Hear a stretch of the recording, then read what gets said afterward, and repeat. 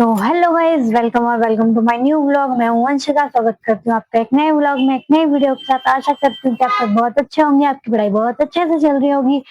तो आज मुझे सुबह सुबह एक बहुत बड़ा शौक लग गया। वो ये था कि मेरी डेटशीट आ गई कॉलेज के एग्जाम्स की, और मेरे एग्जाम्स 5 दिन बाद 5 दिन बाद मेरा एग्जाम है।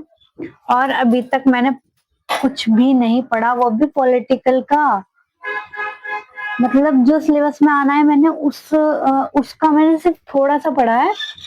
और पॉलिटिकल के 2 एग्जाम होने हैं, जिसमें से मैंने एक सब्जेक्ट का थोड़ा पढ़ा है और दूसरे सब्जेक्ट का कुछ भी नहीं पढ़ा। और 24 तारीख को मेरा पॉलिटिकल का एग्जाम है। जैसे मैंने आपको बताया था कि मैं आपको डेटशीट भी बताऊंगी। 24 तारीख को मेरा एग्जाम है पॉलिटिकल का, और 26 को हिंदी का है, 29 को सोशियोलॉजी का है, 31 को हिस्ट्री का है, 5 तारीख को हिंदी भाषा व्याकरण का है, और 10 को एनवायरमेंट का है। और मतलब बस क्या ही बताऊं, इतना बड़ा शौक लग गया कि पढ़ाई तो करी नहीं है, और एग्जाम आ गया 5 दिन बाद ही। तो अब पूरा दिन भर दिमाग अपना पॉलिटिकल के अंदर घुसाना पड़ेगा, क्योंकि बाकी सब्जेक्ट का मैंने थोड़ा थोड़ा पढ़ रखा है, और थोड़ा सोशियोलॉजी का रहता है। पॉलिटिकल और सोशियोलॉजी की ज्यादा मुझे दिक्कत है। हिंदी और हिस्ट्री को मैंने कर रखा है। हिस्ट्री तो मुझे बहुत अच्छे से आती है, वो मैंने कर ली थी। हिंदी का भी मेरा हो रखा है, बस उसमें थोड़ा बहुत एक बार रिवाइज करना पड़ेगा, वो एक दिन में ही हो जाएगा। और इन्वायरमेंट का ऑब्जेक्टिव है, तो इन्वायरमेंट के थोड़े करंट अफेयर्स भी पढ़ने पड़ेंगे, और उसके लिए तो 5-6 दिन की छुट्टी भी है, तो वो उसमें कवर अप हो जाएगा। अभी मुझे सिर्फ पॉलिटिकल की टेंशन है, जो कि 5 दिन बाद ही है। तो मुझे अब वो पढ़ना है।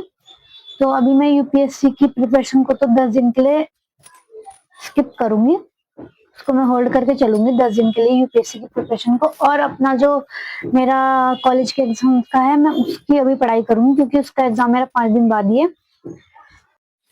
तो गाइस, इसके बारे में पढ़ने बैठ गई थी, और अभी तो मैं 4-5 दिन तक, मतलब जब तक मेरा एग्जाम नहीं होता तब तक तो मैं पॉलिटिकल का ही पढ़ूंगी, क्योंकि इसी का मेरा ज्यादा सिलेबस रहता है। और थोड़ा बहुत जो मेरा सोशियोलॉजी का रहता है, वो मेरे लिए हार्ड है। मतलब मेरे लिए ज्यादा जो इन एग्जाम्स में है, वो मेरे लिए ये पॉलिटिकल और सोशियोलॉजी का ज्यादा हार्ड है, क्योंकि सोशियोलॉजी का तो मैंने बिल्कुल भी नहीं पढ़ा, उसका तो मुझे कुछ भी नहीं आता।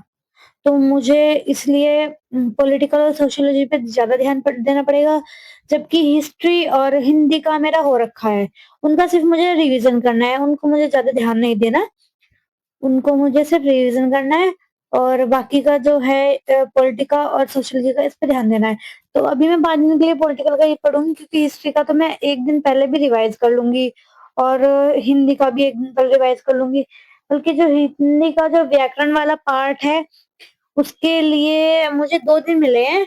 लेकिन हाँ, 2 दिन मिले हैं, लेकिन उसके बाद मेरा इन्वायरमेंट का है शायद, तो उसमें भी मुझे थोड़ा देखना पड़ेगा। तो मतलब कहने का मतलब ये 10-15 दिन मेरे लिए बहुत ज्यादा बिल्कुल बिजी डे होने वाले हैं, बिल्कुल ही बिजी, जिसमें मुझे बिल्कुल भी टाइम नहीं मिलेगा कि मैं थोड़ा सा भी ब्लॉग शूट कर लूँ या थोड़ा सा पढ़ाई कर लूँ। लेकिन हाँ, ये है कि वीडियो मैं आपके लिए बनाऊंगी, ब्लॉग भी बनाऊंगी, और दिखाऊंगी दिखाऊंगी भी पूरा कि एग्जाम कैसा गया। मैं आपको पूरा रिव्यू शेयर करूंगी। और अभी तो बस पॉलिटिकल का ही पढ़ रही हूँ।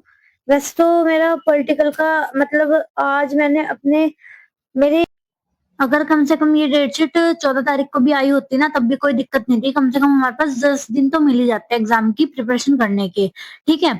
पर अब क्या कर सकते हैं, 5 दिन बाद एग्जाम है, तो तैयारी तो करनी ही पड़ेगी।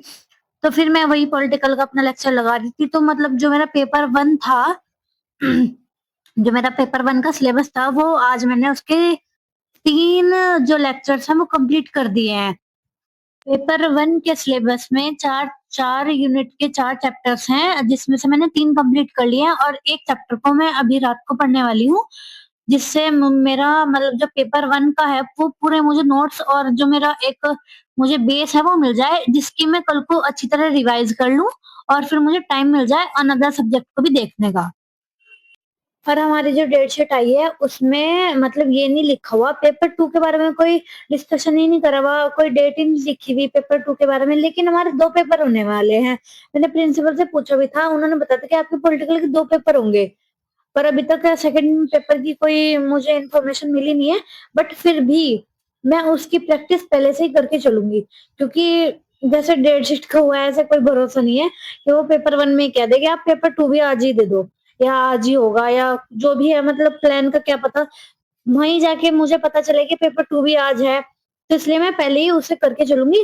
पेपर 1 में भी 4 यूनिट हैं और 4 चैप्टर हैं और पेपर 2 में भी 4 यूनिट है, 4 चैप्टर हैं। तो टोटल 8 मेरे पास यूनिट हो गई, उनको 8 को मैं पूरा कंप्लीट करके चलूँगी स्टार्टिंग से ही, ताकि मुझे वहाँ जाके कोई डाउट ना हो या मुझे किसी और का मुँह ना देखना पड़े कि भई थोड़ा-सा मुझे दिखा दो। और गाइज़ मतलब मुझे ना ये लगता है कि पहले हमें अपने मतलब जो रिसेंटली में काम होने वाला है, पहले हम उसी पे फ़ोकस कर लें, जो आगे आने वाला है उसको तो बाद में करें। तो फिर इसलिए मैंने थोड़ा सोचा कि चलो होल्ड करके चलते हैं, मतलब होल्ड क्या, स्टॉप नहीं करेंगे, होल्ड करके चलेंगे, थोड़ा स्किप भी नहीं करना ताकि रिमाइंड रहे बिल्कुल, हम उसके अट्रैक्शन में रहें ताकि हम भूले ना यूपीएससी की प्रिपरेशन का कि जो मेरे नोट्स वगैरह उनको मैं भूलूँ भी ना, वो मुझे अच्छी तरीके से याद रहे। ऐसा तो है नहीं कि एकदम भूल जाऊँगी खैर, लेकिन हाँ, वही हो जाता है ना कि अगर 10-5 दिन बाद पढ़ते हैं कि तो भूल जाते हैं थोड़ा-थोड़ा।